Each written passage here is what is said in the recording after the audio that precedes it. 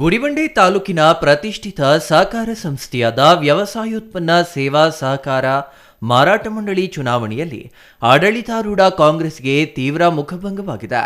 ಅಲ್ಲದೆ ಶಾಸಕ ಸುಬ್ಬಾರೆಡ್ಡಿ ಅವರಿಗೆ ಈ ಚುನಾವಣೆ ತೀವ್ರ ಹಿನ್ನಡೆ ತಂದಿಟ್ಟಿದ್ದು, ಎನ್ಡಿಎ ಬೆಂಬಲಿತ ಅಭ್ಯರ್ಥಿಗಳು ಭರ್ಜರಿ ಗೆಲುವು ಸಾಧಿಸುವ ಮೂಲಕ ದಶಕಗಳಿಂದ ಇದ್ದ ಕಾಂಗ್ರೆಸ್ ಭದ್ರಕೋಟೆಯನ್ನ ಛಿದ್ರಗೊಳಿಸುವಲ್ಲಿ ಯಶಸ್ವಿಯಾಗಿದ್ದಾರೆ. 3 ವರ್ಷಗಳ ಆಡಳಿತ ಮಂಡಳಿ ಅವಧಿಗೆ ನಡೆದ ಚುನಾವಣೆ ತೀವ್ರ ಕುತೂಹಲ ಕೆರಳಿಸಿತ್ತು. ಒಟ್ಟು 14 ಸ್ಥಾನಗಳಿಗೆ ನಡೆದ ಚುನಾವಣೆಯಲ್ಲಿ ಎನ್ಡಿಎ ಒಕ್ಕೂಟದ ಅಭ್ಯರ್ಥಿಗಳು ಎಲ್ಲಾ ಸ್ಥಾನಗಳಲ್ಲೂ ಸ್ಪರ್ಧಿಸಿ 10 ಸ್ಥಾನಗಳಲ್ಲಿ ಗೆಲುವು ಸಾಧಿಸುವ ಮೂಲಕ ಸಂಘದ ಆಡಳಿತ ಚುಕ್ಕಾಣಿ ಹಿಡಿಯುವಲ್ಲಿ ಯಶಸ್ವಿಯಾಗಿದ್ದಾರೆ.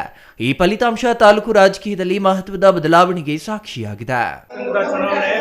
14 ಸ್ಥಾನಗಳ ನಿರ್ದೇಶಕರ ಚುನಾವಣೆಗೆ ಇವತ್ತು ಚುನಾವಣೆ ನಡೀತು.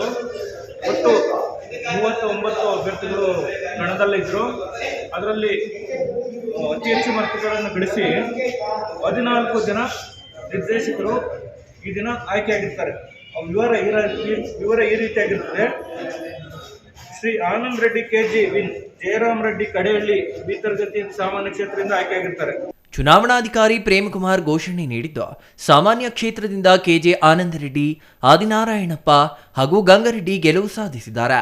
ಪರಿಶಿಷ್ಟ ಜಾತಿ ಕ್ಷೇತ್ರದಿಂದ ನಾರಾಯಣಸ್ವಾಮಿ, ಪರಿಶಿಷ್ಟ ಪಂಗಡದಿಂದ ನರಸಿಂಹಪ್ಪ, ಪ್ರವರ್ಗ ಎ ಮನೋಜ್ ಕುಮಾರ್, ಪ್ರವರ್ಗ ಬಿ ವೆಂಕಟರೆಡ್ಡಿ, ಮಹಿಳಾ ಮೀಸಲು ಕ್ಷೇತ್ರದಿಂದ ಭಾಗ್ಯಮ್ಮ ಹಾಗೂ ಸುಜಾತ ಜಯಗಳಿಸಿದ್ದಾರೆ.